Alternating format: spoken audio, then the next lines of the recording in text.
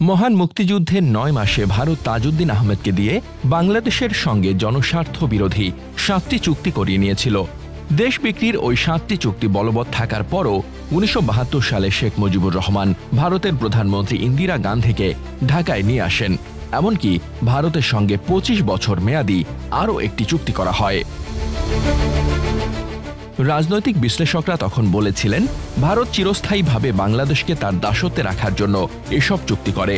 তাজউদ্দিনের মাধ্যমে করা ভারতের সেই ৭ গোপন চুক্তির বিষয়গুলো ১৯৭২ সালের ২২ সেপ্টেম্বর মাওলানা আব্দুল হামিদ খান ভাসানীর হক কথা পত্রিকায় প্রকাশিত হয়।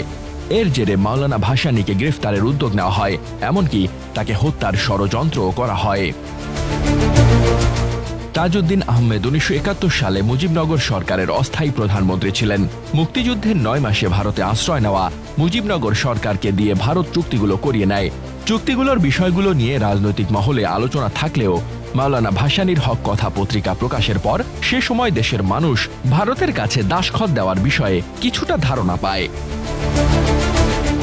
তাজউদ্দিন আহমেদের সঙ্গে করা ভারতের চুক্তিগুলোর মধ্যে রক্ষী বাহিনী গঠন, ভারত ছাড়া অন্য কোনো দেশের কাছ থেকে অস্ত্র কেনার নিষেধাজ্ঞা, বাংলাদেশের বহির্বাণিজ্য ভারতের নিয়ন্ত্রণে রাখা, বাংলাদেশের বার্ষিক ও পঞ্চবার্ষিক পরিকল্পনা ভারতকে দিয়ে অনুমোদন করিয়ে নেওয়া ও বাংলাদেশের পররাষ্ট্রনীতি ভারতের পররাষ্ট্রনীতির অনুবর্তী রাখার বিষয়গুলো অন্তর্বর্তী ছিল বলে হক কথায় প্রকাশিত প্রতিবেদনে উল্লেখ করা হয়।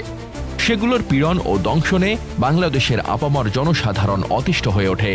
এতে তাজউদ্দিনরাও মুসিবতে পড়েন। ভারতকে আশ্বাস দিয়ে তাজউদ্দিন কলকাতায় বলেছেন, কতিপয় ঠগের কার্যকলাপে বাংলাদেশকে ভুল বোঝা ভারতীয় প্রভুদের উচিত হবে না। বাংলাদেশকে বিভিন্নভাবে ১০০ বছরের জন্য ভারতের কাছে বন্ধক রেখে তাজউদ্দিনের মন্ত্রিসভা মহাপুরুষের কাজ করেছে। তবে কি আছে সেই ৭ চুক্তিতে, চলুন জেনে নেওয়া যাক। ১. বাংলাদেশে ভারত তার ইচ্ছা মতো পছন্দ মতো লোক দিয়ে পছন্দসই নেতৃত্ব পাঠিয়ে একটি সামরিক বাহিনী গঠন করবে, যারা আন্তর্জাতিক ক্ষেত্রে আধা সামরিক বলে পরিচিত হবে। ২. বাংলাদেশ ভারতের কাছ থেকে যে সামরিক সাহায্য নিয়েছে তা পরিশোধ করতে হবে বিভিন্নভাবে। ৩. বাংলাদেশের বহির্বাণিজ্য ভারতের নিয়ন্ত্রণে থাকবে।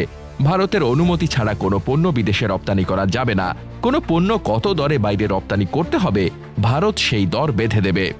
এসব পণ্য ভারত নিজে কিনতে চাইলে বাংলাদেশ আর কারো সঙ্গে সে পণ্য বিক্রির কথা আলোচনা করতে পারবে না। ৪. বাংলাদেশের বার্ষিক ও পঞ্চবার্ষিকী পরিকল্পনাগুলো ভারতকে দিয়ে অনুমোদন করিয়ে নিতে হবে। ৫. বাংলাদেশের পররাষ্ট্রনীতি ভারতের পররাষ্ট্রনীতির অনুবর্তী রাখতে হবে।